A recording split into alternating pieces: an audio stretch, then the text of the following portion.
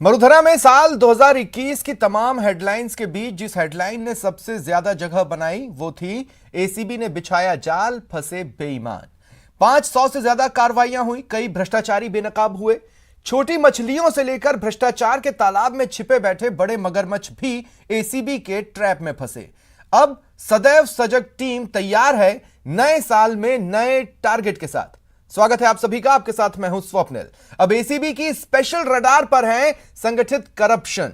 सवाल यह है एसीबी की राह में वो कौन से कांटे हैं जो उनके सफर को मुश्किल बनाएंगे और क्या उन कांटों को हटाकर उनकी राह आसान बनाई जा सकती है। आज चर्चा इसी पर, पहले एक रिपोर्ट।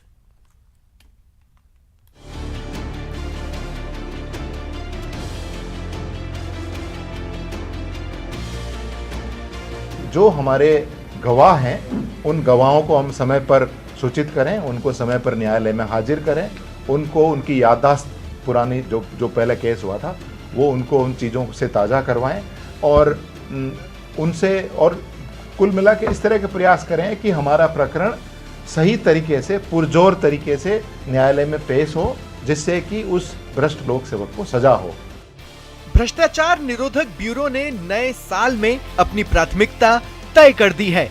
एसीबी ने नए साल में संगठित भ्रष्टाचार के खिलाफ प्रभावी कार्रवाई के साथ ही पुराने लंबित मामलों और प्राथमिक जांचों के निस्तारण में भी तेजी लाने का लक्ष्य निर्धारित किया है। एसीबी ने सजग ग्राम योजना के तहत इस साल ग्रामीण स्तर पर भ्रष्टाचार के खिलाफ लोगों को जागरूक करने की योजना तैयार की है। संख्या के हिसाब से देखें तो अब तक ब्यूरो की संरचना के बाद ये अधिकतम संख्या का ट्रैप है।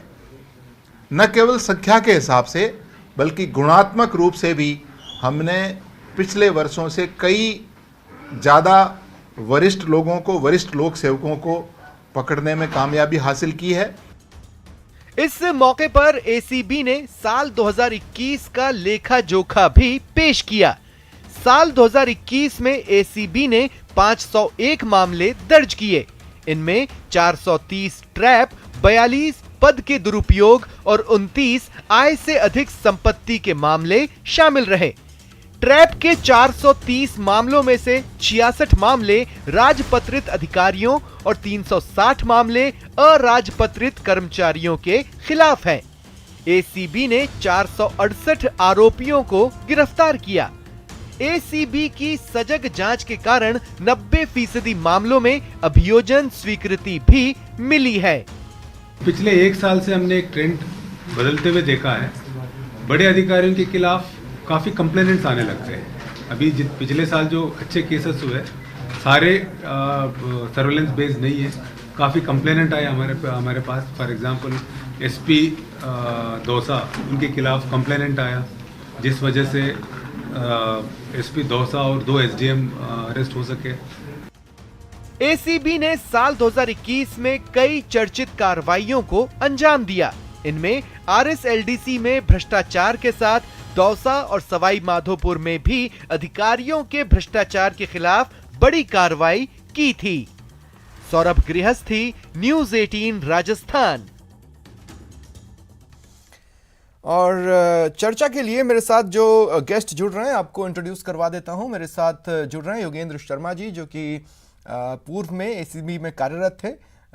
अवधेश अकोदिया जी वरिष्ठ पत्रकार हैं और गजेंद्र सिंह राठौड़ जी प्रदेश अध्यक्ष हैं कर्मचारी महासंघ एकीकृत के। आप सभी का स्वागत है न्यूज़ 18 राजस्थान पर। योगेंद्र शर्मा जी, आपसे शुरुआत करना चाहता हूं। जब एसीबी कह रही है कि इस साल हम नजर रखेंगे संगठित करप्शन पर, ऑर्गेनाइज्ड करप्शन पर, तो बेसिकली वो किन किन चीजों को कवर कर रही होगी? स्वप्निल जी, मेरा नाम योगेंद्र जोशी है और मैं आपके इस प्रश्न का ये उत्तर देना चाहता हूँ कि एसीबी जिन चीज़ों पर ध्यान देती है वो पद का दुरुपयोग है। दूसरा, वो ये देखती है कि ये संपत्ति अर्जित कर रहे हैं तो कितनी अधिक संपत्ति इन्होंने अपनी नौकरी में अर्जित की है, और ये जो रिश्वत प्राप्त करते हैं इसके बारे में ये विचार करते हैं। लेकिन मैं आपको ये बता देना चाहता हूं कि ये जितनी भी क्रियाएं ये एंटी करप्शन ब्यूरो करता है, इसके अंदर राज्य सरकार की महती भूमिका होती है। मान लीजिए राजनीतिक दलों की, अगर इनकी इच्छा शक्ति में कोई कमी होती है तो एंटी करप्शन ब्यूरो बिल्कुल काम नहीं कर पाता है। नहीं तो क्या अभी आप चाहे अगर रेप मान की लीजिए कार्रवाइयां ACB ने कितनी अभियोजन भी कर स्वीकृति लें, मांगी है और अभियोजन स्वीकृति नहीं मिल पाई बड़े मगरमच्छों को पकड़ने के लिए, तो वो अपने आप में एक मुश्किल है। बिल्कुल है। ये अभियोजन सिक्योरिटी का जो तमगा है, ये राज्य सरकार ने अपने पास ले रखा है। राज्य सरकार ने मतलब राजनीतिक दलों ने ही अपने पास ले रखा है। ये चाहेंगे उसको तो अभियोजन स्वीकृति देते हैं, जिसको नहीं चाहते हैं अभियोजन स्वीकृति नहीं देते हैं। मैं ये कहता हूं, आपको अगर एंटी करप्शन में ब्यूरो से काम लेना है तो उसको स्वतंत्र रूप से छोड़िए। अगर वो पद के दुरुपयोग में कार्रवाई करना चाहते हैं तो करें। पहले उस विभाग से नियोक्ता से स्वीकृति लेने की आवश्यकता क्या है। इसी प्रकार से जब वो अगर पकड़ते हैं, ये समझ में आ गया कि उसने रिश्वत का पैसा लिया है, उसके हाथों पे रंग आ गया और उसका मुकदमा दर्ज हो गया, तो अभियोजन स्वीकृति सचिवालय में बाबू बैठ करके देते हैं। ठीक है, ये क्या बात होती है। ठीक है योगेंद्र जी, एक सवाल और। देखिए, अब संगठित अपराध के साथ दिक्कत यह है कि वो कहीं से भी शुरू होकर कहीं तक भी जा सकता है। ठीक है, वो मासिक बंधी के तौर पर हो सकता है, हफ्ता कट या कमीशन के तौर पर हो सकता है। तो कहां कहां निगहबानी की जा सकती है, वो भी तब जब मामला कैश से न जुड़ा हो, काइंड से जुड़ा हो। बिल्कुल निगाह रखी जा सकती है सोमल जी। मोबाइल के ऐसे आ गए हैं आजकल ऑपरेटर्स, जिनके माध्यम से पता चलता है रिश्वत मांगते हैं, कोई अस्मत मांगता है, कोई क्या मांगता है, इन सब पे आसानी से कार्रवाई हो जाती है। आजकल टेक्निकल जमाना है, बहुत ही आसान है। पहले तो फिर भी कैमरे नहीं काम करते थे, मोबाइल नहीं थे, तब भी एंटी करप्शन ब्यूरो पकड़ा करता था। लेकिन अब तो बिल्कुल आसान है पकड़ने में। आप देखिए कि अगर किसी ने रिश्वत मांगी है और उसने रिश्वत नहीं ली, अभी आज का ही मामला था कहीं कि उसने 5 लाख रुपए रिश्वत लेने के लिए एक उसको अभियुक्त को छोड़ने के लिए बात की, लेकिन एंटी करप्शन ब्यूरो उसको पकड़ नहीं पाए, पुलिस के अधिकारी को। कारण यह है कि उसने रिश्वत नहीं ली फिर, लेकिन उसके द्वारा की गई वार्ता जो नियमानुसार बिल्कुल करेक्ट है, उसके ऊपर अभियोजन दर्ज किया गया है। लेकिन अब उसके ऊपर क्या कार्रवाई करेंगे, ये हमारे राजनीतिक दल बैठ करके करते हैं कि इस आदमी को सजा दिलानी कि नहीं दिलानी, जबकि ये बिल्कुल नहीं होना चाहिए। उसको न्यायपालिका के समक्ष जाना चाहिए और उसको पेश करना चाहिए। ठीक है, गजेंद्र सिंह राठौड़ जी, आपके पास आ रहा हूं। मैं कभी इस बात को समझ नहीं पाया कि आखिर अब ACB कार्रवाई करती है सरकारी कार्यालयों में और एक ना एक भ्रष्टाचारी पकड़ा जाता है। उसी सरकारी कार्यालय में अन्य सरकारी कर्मचारी भी काम कर रहे होते हैं, उनकी नाक के नीचे, आंखों के सामने ये हो रहा होता है, पर सरकारी सिस्टम उसे खुद में नहीं पकड़ पाता जब तक ACB का इन्वॉल्वमेंट ना हो जाए। जी सर, स्वप्निल जी, पहले तो मैं ये बताना चाहता हूँ कि विभाग में जितने भी जहाँ करप्शन होता है वहाँ पे निश्चित तौर पे अधिकारी भी ध्यान तो रखते हैं, परंतु उनकी कुछ सीमाएं होती है। और उसके उपरांत कई बार ऐसा भी होता है कि इंटेंसली भी जब विभाग को पता नहीं होता है और उसके बावजूद भी अगर एंटी करप्शन द्वारा ट्रैप किया जाता है तो कई बार इंटेंसली भी होता है। तो मैं जैसे ये जो नियम बने, इनमें थोड़े ACB में जब ट्रैप हो जाता है कर्मचारी तो उसके लिए बहुत बड़ी बाधाएं होती है, क्योंकि कई लोग ऐसे भी हैं जिनको इंटेंसली भी ट्रैप किया जाता है। तो इसकी जो जांच प्रक्रिया है उसको थोड़ा तेज होना चाहिए और निश्चित तौर पे ट्रैप होना चाहिए अगर कोई भ्रष्टाचार करता है। मतलब आप थोड़ा सा एक्सप्लेन कर सकते हैं इंटेंशनली क्या मतलब? कोई जबरदस्ती फंसा दिया, सामने वाला पैसा नहीं ले रहा था, उसका हाथ पकड़ के जबरदस्ती उसके हाथ पे रख दिया, इंटेंशनली क्या? नहीं, निश्चित नहीं। मैं जबरदस्ती का ये है कि कई बार क्या होता है आपस में एक दूसरे की अदावत के कारण भी ऐसा कई बार देखने को मिलता है। और भ्रष्टाचार तो होना भी नहीं चाहिए। अभी हमारे माननीय मुख्यमंत्री जी ने भी बड़ी सभा में कहा है, क्योंकि राजस्थान में पर मुझे लगता है गजेंद्र सिंह जी, ACB कोई बेवकूफों की टीम तो है नहीं, वो पकड़ लेगी अगर मामला इंटेंशनली का है तो।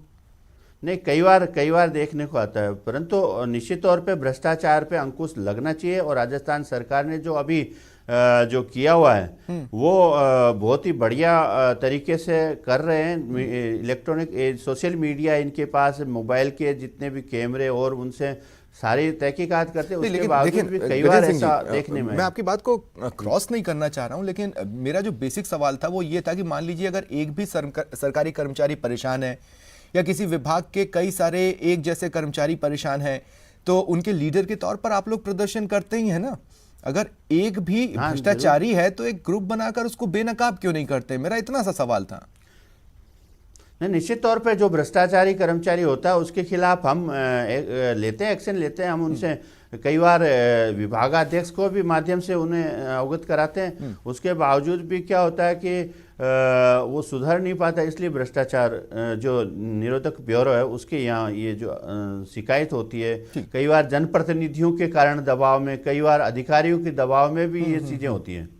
ठीक है, क्योंकि जनप्रतिनिधियों से आज जब स्थानांतरण, हमारे यहाँ कर्मचारी एक डिजायर बनाने के लिए भी अब मैं आपको खुला क्या बताऊँ, स्थानांतरण के लिए डिजायर बनवानी पड़ती है। मैं उसमें भी भ्रष्टाचार है। हाँ है और इसीलिए अब लेकिन उसके भीतर में कहीं पर वोट छिपे हैं और इसीलिए तबादला नीति नहीं होगी, इसीलिए वो नीतियां नहीं बनाई जाएंगी। मैं तो हमेशा से कहता हूं कि अगर किसी चीज की नीति ना हो तो वो अनैतिक है मेरी नजरों में। और कई वर्षों से हम डिमांड करते आए हैं कि स्थानांतरण पॉलिसी बनाई जाए। बिल्कुल आपकी बात आई। अब अवधेश आकोदिया जी आपके पास आ रहा हूं मैं। देखिए उस पर्टिकुलर पॉइंट के साथ आ रहा हूं जो योगेंद्र जी ने कहा कि पॉलिटिकल प्रेशर या पॉलिटिकल सिस्टम जो उन्होंने कहा, उनके कहने का मतलब यह है कि एसीबी को और ताकत दी जानी चाहिए। हमारे यहाँ जिस जिस संस्था को ताकत दी जाती है उसको सुप्रीम कोर्ट ये कह देता है कि वो तो पिंजरे में बंद तोते के समान काम करता है। अकूत ताकत अगर पॉजिटिव डायरेक्शन में चल रही है तो बेहतरीन है, नहीं चल रही है तो बेलगाम है। ये रिस्क नहीं लेना चाहती पॉलिटिकल जमात, या फिर पॉलिटिकल जमात ये चाहती है कि हमारे हाथ में रहे। स्वप्निल जी देखिए, बिल्कुल एसीबी जिस ढंग से काम करती है उसको एब्सोल्यूट पावर मिलनी चाहिए। और ये जो अभियोजन स्वीकृति का जो पूरा के पूरा राइडर है, क्योंकि आप कार्रवाई करते हैं, ट्रैप कर लेते हैं, बाद में डिपार्टमेंट ये मानता है कि ये मामला नहीं बनता है, उसी के बेस पे तो उसको स्वीकृति नहीं मिलती है। तो ये जो राइडर लगा हुआ है इसको हटना चाहिए। लेकिन यहाँ पर फिर सवाल उठता है कि जब आप उसको एसीबी को एब्सोल्यूट पावर दे देंगे तो क्या वहां पर मिसयूज होने की संभावना है? क्या वहां पर एब्सोल्यूट पावर आप दे देंगे तो वहां पर भी कोई नया करप्शन हो सकता है? क्योंकि कई मामले सामने आए हैं जहां एसीबी वाले भी इस तरह का रिश्वत का खेल खेलते हैं। तो जब आप उनको बिल्कुल खुली छूट दे देंगे तो इस बात की क्या गारंटी है कि वहां पर करप्शन नहीं होगा? स्वप्निल जी, यहां पर इस बात को समझना जरूरी है। देखिए, करप्शन जो है वो हमारे कल्चर का हिस्सा है।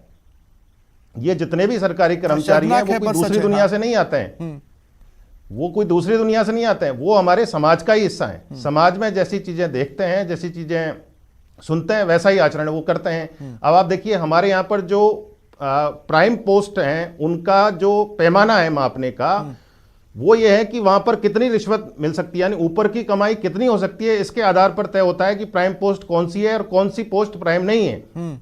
देखिए ना, जब भी लिस्ट आती है बड़े अधिकारियों की, तब ये कहा जाता है उसको देखिए, उसको प्राइम पोस्टिंग मिल गई, उसको बेचारे को ठंड में लगा दिया, बर्फ में लगा दिया। तो जब पूरी सोसाइटी इस तरह से तय करती है, पैमाना ये मान लिया जाता है कि ऊपर की कमाई कहां ज्यादा है, लोग लालायत रहते हैं कि हमारा काम फटाफट हो जाए। पोस्टिंग कह रहे हैं, आम दर्शक उसे बहुत आसानी से मलाईदार विभाग के तौर पर समझ जाते हैं और आम लोग जानते हैं कि मलाई क्या है।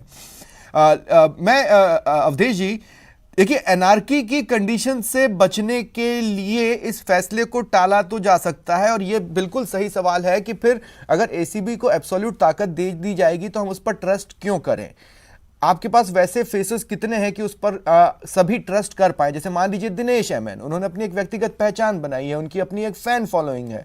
एक बार की हो सकता है हम छोटे से शक की गुंजाइश के साथ उन पर 99.9% ट्रस्ट कर ले जाएं, लेकिन ऐसे चेहरे तो गिनती के होते हैं किसी भी राज्य में। बिल्कुल स्वप्निल जी, देखिए, जो एसीबी में जो लोग हैं वो उनका कहीं अलग से रिक्रूटमेंट तो होता नहीं है। वही राजस्थान पुलिस के लोग हैं, वही वहां पर जाते हैं, वही काम करते हैं। उसी राजस्थान पुलिस के या उसी पुलिस के जो सबसे ज्यादा बदनाम है इन चीजों को लेके। लेकिन जब कार्रवाई करते हैं तो एक मन में भरोसा जागता है कि देखिए कितनी अच्छे ढंग से कार्रवाई हो रही है। लेकिन जब आप उनको पूरी एब्सोल्यूट पावर दे देंगे तो इस बात का चेक एंड बैलेंस कौन रखेगा कि उसका मिसयूज नहीं होगा? वहां पर जो रिश्वत का खेल है वो शुरू नहीं होगा। और उसका कार्यकाल कितना होगा? उसको कब तक नहीं छेड़ा जाएगा? ये भी वो सवाल होंगे। बिल्कुल बिल्कुल स्वप्निल जी, क्योंकि हमने कई क्षेत्रों में देखा है जहां पर भी हमने एब्सोल्यूट पावर दी है, उसकी मिसयूज होने की कई घटनाएं सामने आई हैं। तो एक ना एक ऐसा कोई तंत्र तो बनाना पड़ेगा जहां पर चेक एंड बैलेंस हो जाए। ठीक है। योगेंद्र जी, देखिए अब इतना ये अब देखिए कोई दूध की धूली तो एसीबी भी नहीं है। कुछ एक घटनाओं के कारण उन पर भी, एसीबी के लोगों पर भी शक के बादल आ गए। अब आप इसे किस्मत की मार कह लीजिए या जो कह लीजिए, ऐसे में एब्सोल्यूट ताकत की मांग आपको लगता है जायज है? स्वप्निल जी, एब्सोल्यूट ताकत किसको कहते हैं? आप दूसरे जो मुकदमे दर्ज होते हैं, जो आईपीसी सीआरपीसी के मुकदमे दर्ज होते हैं, उनमें न्यायपालिका निर्णय कर देती है। अगर गलत होता है तो उसको बरी कर देती है और सही होता है तो सजा कर देती है। इसी प्रकार से एंटी करप्शन ब्यूरो में गलत और सही क्या होता है? अगर मान लीजिए पुलिस ने पकड़ लिया है तो अभियोजन स्वीकृति की क्या आवश्यकता है? उसको न्यायालय के समक्ष जाना चाहिए और न्यायालय जो निर्णय करेगा, अगर वो है एंटी करप्शन के संबंध में, वो पकड़ में आता है, उसने गलती की है, उसने रिश्वत खाई है, तो सजा पाएगा। मैं आपको ये बता देना चाहता हूं, ये बड़े बड़े आंकड़े तो एंटी करप्शन ब्यूरो के यहां से हमारे पास आ जाते हैं कि साहब हमने 430 पकड़े, ये किए। आज तक सजा कितनों में हुई है? पर लेकिन सजा के कोई आंकड़े इन्होंने आज तक पेश पूछना नहीं चाह रहा किए। हूं योगेंद्र जी, मान लीजिए कि इस तरह की कवायदों के बाद पॉलिटिकल वेंडेटा का शिकार बनने लगे। मतलब अभी तो आप एसीबी को लीड कर रहे हैं, लेकिन अगले दिन एक आदेश निकले और पहुंच जाएं आप पुलिस ट्रेनिंग कैंप, अब आप वहां पर सिखाइए।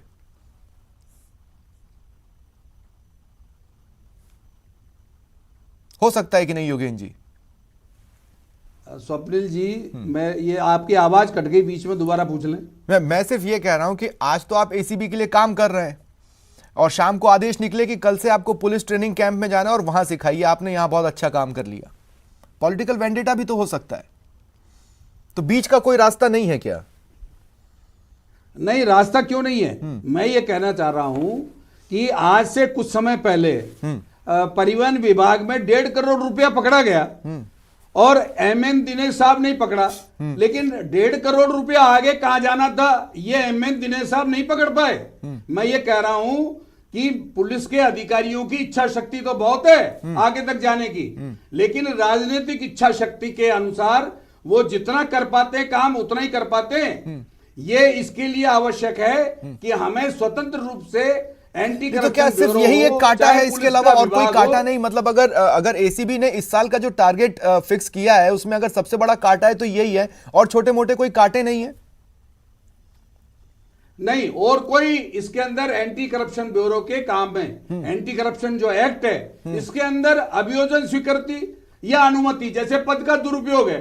अब पद का दुरुपयोग अगर कोई आदमी करता है तो पहले सरकार से अनुमति लो साहब, और फिर उसके पद के दुरुपयोग में कार्रवाई करो। मैं ये कहता हूं स्वप्निल जी कि राज्य कर्मचारी जब भर्ती होता है तो उससे उसकी संपत्ति और उसके घर की संपत्ति को क्यों नहीं फार्म में जोड़ा जाता?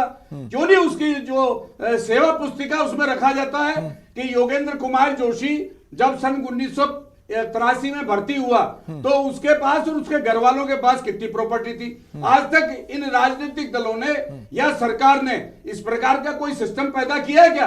बिल्कुल नहीं किया। नहीं तो वो झूठा सर्टिफिकेट क्यों नहीं बनवाया जा सकता? इसी भ्रष्ट सिस्टम की तो आप बात कर रहे हैं। अगर मान लीजिए किसी को झूठा सिस्टम में पेश करना है, तो सुधार करना चाहें तो बहुत सुधार हो सकता है, लेकिन ये करना नहीं चाहते क्योंकि भ्रष्टाचार को रोकते हैं तो इनके ऊपर भी लगाम लगती है। ठीक है, और इनके ऊपर लगाम कौन लगाएगा फिर? ठीक है। अब मैं गजेंद्र सिंह राठौड़ जी, मैं आपके पास आ रहा हूं। देखिए, जब अवधेश आकोदिया ये कहते हैं कि भ्रष्टाचार कल्चर में शामिल हो चुका है तो वो गलत नहीं है। मैं आपको बताता हूं कि इस देश में 60 to 70% गाड़ी चलाने वाले वो लोग हैं जिन्होंने बिना किसी टेस्ट के ड्राइविंग लाइसेंस हासिल किया है। ये कोई एग्जैक्ट सरकारी डाटा है नहीं और इस पर कोई एग्जैक्ट सरकारी डेटा तो बन भी नहीं सकता, पर आप भी जानते हैं, मैं भी जानता हूं, सच्चाई यही है। तो मैं ये कह रहा हूं कि अगर ये चीजें हो रही हैं तो रूटीन में हो रही हैं। सरकारी कार्यालयों के बाहर दलाल अपनी खुद की दुकान लगाकर बैठे हैं, तो वो कहीं तो कुछ कमीशन देते ही होंगे काम ठीक ठाक करवाने का। वो कोई सरकारी दलाल तो है नहीं। तो नहीं स्वप्निल जी, आप कह रहे हैं कि बाहर दलाल बैठे हैं, तो दलालों पे भी कार्रवाई होनी चाहिए। आज कर्मचारियों पे ही आप कह रहे हैं, योगेंद्र जी ने कहा जैसे कर्मचारियों से सर्विस में आते ही उनसे भरवानी चाहिए। निश्चित तौर पे भरी भी जाती है एसीआर में, परंतु मैं ये कह रहा हूँ कि जब सिर्फ कर्मचारी इसमें भ्रष्टाचार में लिप्त नहीं है, इसमें कई दलाल लिप्त है, इसमें कई राजनेता लिप्त है। राजनेताओं की जो है 5 साल में जब चुनाव कोई राजनेता चुनाव लड़ता है जनप्रतिनिधि, और एमएलए और एमपी, उनकी 5 साल बाद में जब फार्म भरते वक्त उनकी प्रॉपर्टी और 5 साल बाद में उनकी प्रॉपर्टी का जब आकलन किया जाए तो दिन रात का फर्क होता है। कर्मचारियों का, एक कर्मचारी सिर्फ इसके हिस्से नहीं है भ्रष्टाचार के, इसके हिस्से में राजनेता, सबसे ज्यादा जनप्रतिनिधियों का कई बार ट्रैप भी किया गया लोगों को, और जनप्रतिनिधि इसमें मुख्यतः भूमिका निभाते हैं भ्रष्टाचार में। तो इन पे भी अंकुश होना चाहिए, इनके भी प्रॉपर्टी के बारे में आकलन होना चाहिए, और जो आप कह रहे हो तक ना पहुंच पाना, के बाहर ये उन तक ना पहुंच पाना। योगेंद्र शर्मा जी, यही बात है कि बड़े मगरमच्छों को लेकर ट्रैक रिकॉर्ड एसीबी का बहुत अच्छा नहीं है। पावर्स हालांकि मिली हुई है, कहीं ना कहीं तो एसीबी हिचकती है। उन तक ना पहुंच पाना, जिनको माना ही जाता है आम जिंदगी में कि वो भ्रष्टाचारी होंगे ही और भ्रष्टाचार की गंगा वहीं पर जाकर खत्म होती है, वहां तक क्यों नहीं पहुंच पाते हैं? स्वप्निल जी, वो इसलिए नहीं पहुंच पाते हैं कि उनको राजनेता पहुंचने नहीं देते हैं। अब मैं कह रहा हूं ना, एंटी करप्शन ब्यूरो में बीएल सोनी और एमएन दिनेश साहब जैसे ईमानदार आदमी भले बैठे हों, लेकिन आप देखिए कि 5 लाख रुपए या 1.5 करोड़ रुपए या 2 करोड़ रुपए, इससे ऊपर का जहां ये कहां जाते हैं पैसे। ठीक है, कोई एक अधिकारी है, सचिव या पुलिस का, ठीक है, आ गई आपकी बात, आ गई योगेंद्र जी। अब मैं क्लोजिंग टॉक के लिए अवधेश जी आपके पास आ रहा हूं। अवधेश जी, इनको जाने से रोकने के लिए राजनेता ही रास्ता रोक सकते हैं। 2 मिनट योगेंद्र जी, अब 2 मिनट रुकिए। अवधेश जी, आप भी जानते हैं ऐसा कोई फील्ड, ऐसा कोई प्रोफेशन, मैं आर्मी को अपने कमेंट से बिल्कुल अलग रख रहा हूं, उसके अलावा पे मैं बात कर रहा हूं, ऐसा कोई फील्ड, ऐसा कोई प्रोफेशन बचा नहीं है जहां पर बेईमानी की या भ्रष्टाचार की बात सामने नहीं आ रही। कभी कैश से, कभी काइंड से, कभी किसी अन्य रास्ते से। हमारा प्रोफेशन भी कोई पाक साफ अब पब्लिक की निगाह में उतना बचा नहीं है। ठीक है, ये इंट्रोस्पेक्ट का विषय है हमारे लिए, लेकिन तो ये सिस्टम एज इट इज रहने वाला है। ठीक है, आज संख्या 501 है, कल को वो संख्या 701 होगी, लेकिन हम ये नहीं कह सकते कि करप्शन फ्री इंडिया या करप्शन फ्री मरुधरा ये एक ऐसा सपना है जो कभी पूरा हो सकता है जब तक पॉलिटिकल इन्वॉल्वमेंट उसमें इस तरह घुसी रहे। स्वप्निल जी, देखिए, एसीबी भले कार्रवाई का जो आंकड़ा है, जैसे 400 के ऊपर था पिछली बार, पर डे 1 के हिसाब से था, वो 1000 को क्रॉस कर जाए, 5000 हो जाए, फिर भी करप्शन रुकने वाला नहीं है। क्योंकि जैसा मैंने आपको पहले कहा, करप्शन हमारी कल्चर का हिस्सा है, और नेताओं के ऊपर ठीकरा फोड़ के आप उससे बच नहीं सकते। क्योंकि राजनीति करना अपने आप में कितना महंगा हो गया है। कोई व्यक्ति चुनाव लड़ता है, चुनाव जीतना उसके लिए कितना महंगा है, फिर वो मंत्री बनता है, मुख्यमंत्री बनता है, प्रधानमंत्री बनता है, तो उसकी कॉस्ट कहां से निकालेगा, वो बताइए आप। भ्रष्टाचार से कितना कितना कितना कितना चुनाव कितना महंगा होता जा रहा है। पॉलिटिकल पार्टीज कितना अरबों रुपए खर्च करती हैं चुनाव में, उसकी भरपाई कहां से होगी? ठीक है, यहीं से होगी, फिर ऐसे ही रास्ते निकलेंगे। ठीक है, शुक्रिया आप तीनों का मेरे साथ जुड़ने के लिए और तमाम बातचीत के लिए। लेकिन अगर देखिए कोई सपना अच्छा है तो उस सपने को देखने में कोई बुराई नहीं है।